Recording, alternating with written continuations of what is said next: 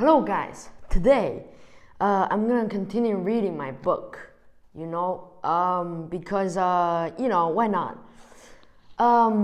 Yesterday I left at the page 75 and which we began the sentence. Now let's take up the minorities in our civilization, shall we? Bigger the population, the more the minorities. Don't step on the toes of the dog lovers, the cat lovers, doctors, lawyers, merchants, chiefs, Mormons, Baptists, Unitarian, second generation Chinese, Swedes, Italians, Germans, Texans, Brooklynites, Irishmen, people from Oregon or Mexico. The people in this book display this TV serial are not meant to represent any actual painters, cartographers, mechanic anywhere. The bigger your market, Montag, the less you handle controversy. Remember that. All the all the minorities with their navels to be kept clean, authors full of evil thoughts, lock up your typewriters. They did. Magazines became a nice blend of vanilla tapioca. Books, so the damned snobbish critics said, were dishwater. No wonder books stopped selling. The critics said, but the public, knowing what it wanted, spinning happily, let the comic books survive. And the three-dimensional sex magazines, of course. There you have it, Montag. It didn't come from the government down. There was no dictum, no declaration, no censorship to start with. No. Technology, mass, exploitation, and minority pressure carried the trick. Thank God. Today, thanks to them, you can stay happy all the time. You are allowed to read comics, the good old confessions or trade journals. Yes, but what about the firemen then? Asked Montag. Oh, Billy leaned forward in a faint mist of smoke from his pipe. What more easily explained and natural, with school turning out more runners, jumpers, racers, tinkers, grabbers, snatchers, flyers, and swimmers instead of examiners, critics, knowers, and imaginative creators. The word intellectual, of course, became the swear word it deserved to be. You always dread the unfamiliar. Surely you remember the boy in your own school class who was exceptionally bright, did most of the reciting and answering, while the others sat like so many leaden idols, hating him. He wasn't this bright boy, so you selected for beating and tortures after hours. Of course it was. We must all be alike, not everyone born free and equal, as the Constitution says, but everyone made equal. Each man the image of every other. Then all are happy, for there are no mountains to make them cower, to judge themselves against. So a book is loaded gun in a house next door. Burn it. Take the shot from the weapon. breach man's mind.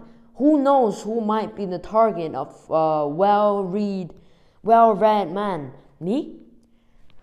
I won't stomach them for a minute. And so, when houses were finally fireproofed completely all over the world, you were correct in your assumption the other night. There was no longer need of firemen for the old purposes. They were giving the new job as custodians of our peace of mind, the focus of our understandable and rightful dread of being inferior, official censors, judges, and executors. That's you, Montag, and that's me. The door to the parlor opened, and Mildred stood there looking in at them, looking at Petey and then at Montag. Behind her, the walls of the room were fluted with green and yellow and orange fireworks, sizzling and bursting to some music composed almost completely of trap drums, tom-toms, cymbals. Her mouth moved, and she was saying something, but the sound covered it. Petey knocked his pipe into a palm of his pink hand, studied at the ashes as if they were a symbol to be diagnosed and searched for meaning. You must understand that our civilization is so vast that we can't have our minorities upset and stirred. Ask yourself, what do we want in this country? Above all, people want to be happy, isn't that right? Haven't you heard it all your life? I want to be happy. People say, well, aren't they? Don't we keep them moving? Don't we give them fun? That's all we live for, isn't it? For pleasure, for titillation. And you must admit our culture provides plenty of these. Yes, Montag could lip read what Mildred was saying in the doorway.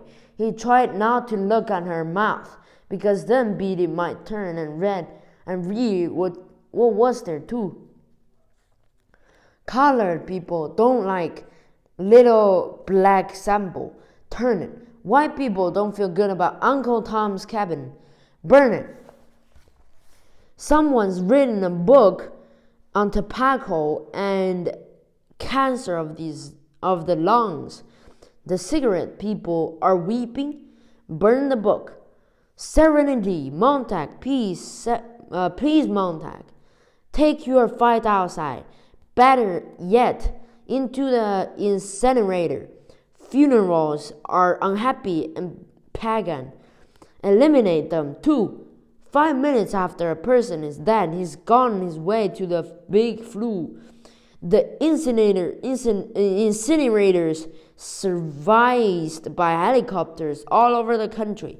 10 minutes after death, a man's speck of black dust. Let's not quibble over individuals with memoriams. Forget them. Burn them all. Burn everything. Fire's bright and fire's clean. The fireworks died in the parlor behind Mildred. She had stopped talking at the same time. A miraculous coincidence. Montag held his breath. There was a girl next door, he said slowly. He's gone now, I think, dead. I can't even remember her face, but she was different. How did she happen? Petey smiled. Here or there. That's bound to occur. Clarice McClellan? We've a record on their family. We've watched them carefully. Heredity and environment are funny things. You can't rid yourselves of all the odd ducks in just a few years. The home environment can undo a lot you try to do at school. That's why we're lowered the kindergarten age, year after year, until now we're almost snatching them from the cat cradle. We had some false alarms on the McClellans when they lived in Chicago. Never found a book. Uncle had a mixed record. Antisocial. The girl? She was a time dumb. The family had been feeding her subconscious, I'm sure, from what I saw of her school record. She didn't want to know how a thing was done, but why. That can be embarrassing. You ask why to a lot of things, and you wind up very unhappy indeed. If you keep at it, the poor girl's better off dead. Yes, dead. Quickly, queer ones like her don't happen often. We know how to nip most of them in the bud, clearly. You can't build a house without nails and wood. If you don't want a house built, hide the nails and wood. If you don't want a man unhappy politically, don't give him two sides to a question to worry him. Give him one. Better yet, give him none. Let him forget there is such a thing as war. If the government is inefficient, top-heavy and tax-mad, better it be all those than that people worry over it. Peace, Montag. Give the people contests. They win by remembering the words to more popular songs or the names of state capitals, or how much corn Iowa grew last year. Cram them full of non-combustible data. Knock them so damned full of fact. They feel stuffed, but absolutely brilliant with information.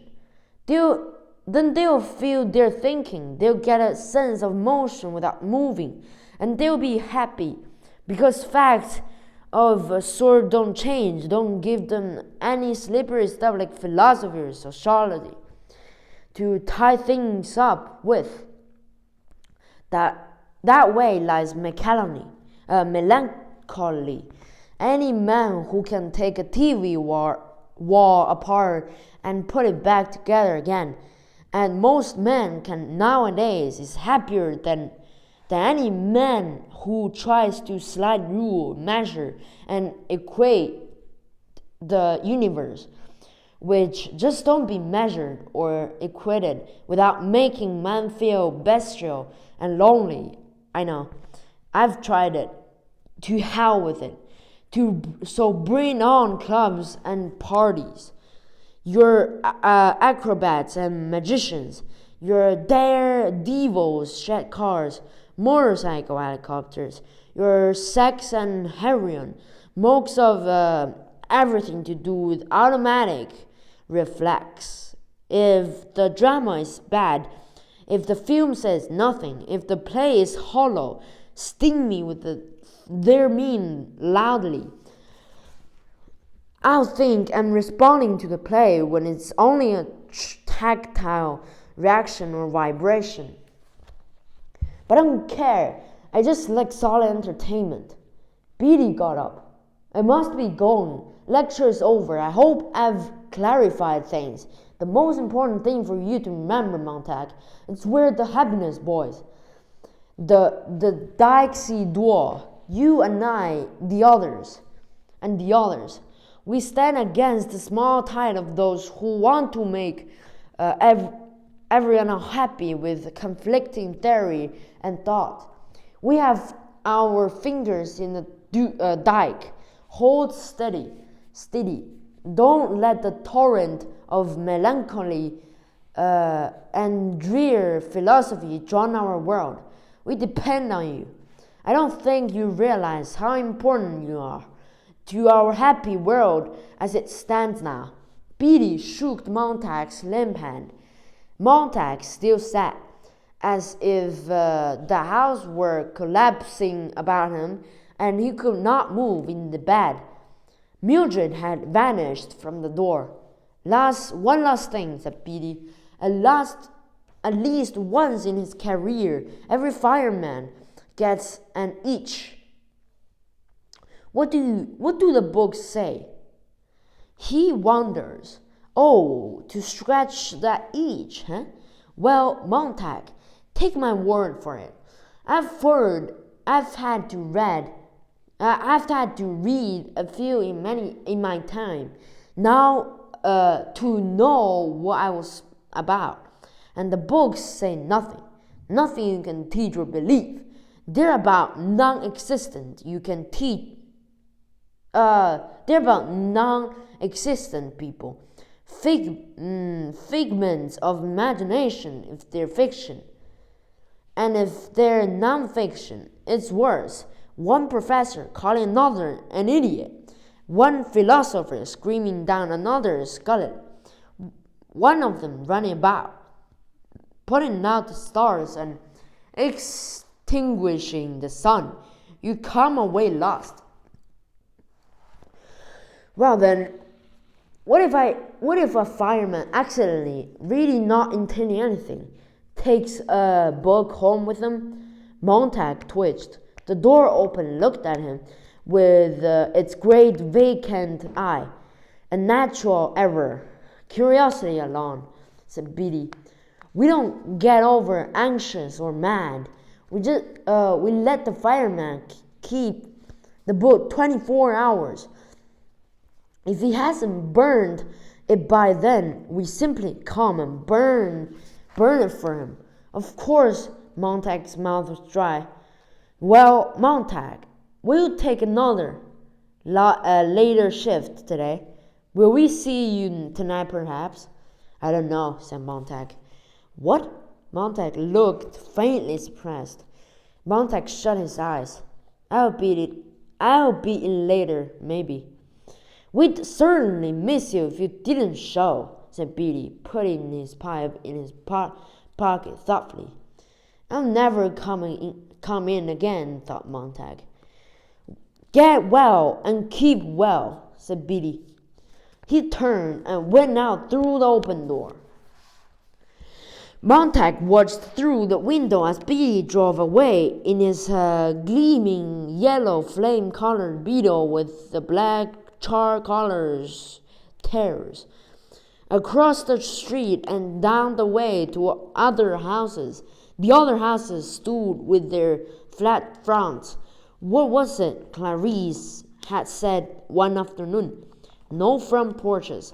My uncle says there used to be front porches, and people sat there sometimes at night, talking when they wanted to talk, rocking, and not talking when they didn't want to talk.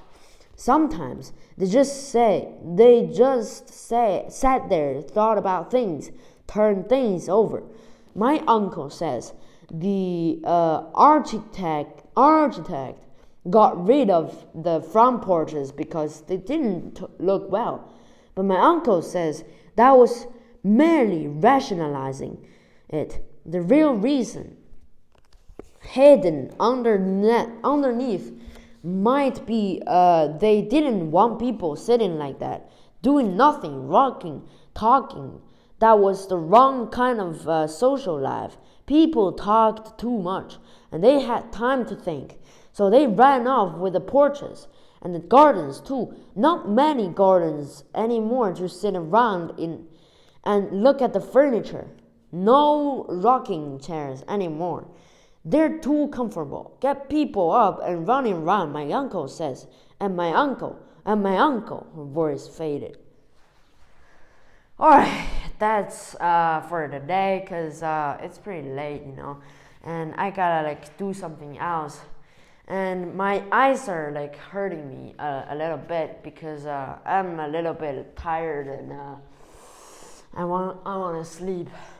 Okay, I think that's for today. And for the basketball training, we still have 4 matches left to play.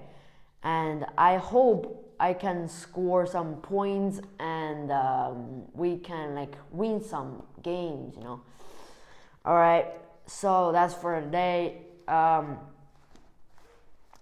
If you like the video, if you like my reading, consider subscribing, as I always say, and comment in the video if you have any questions.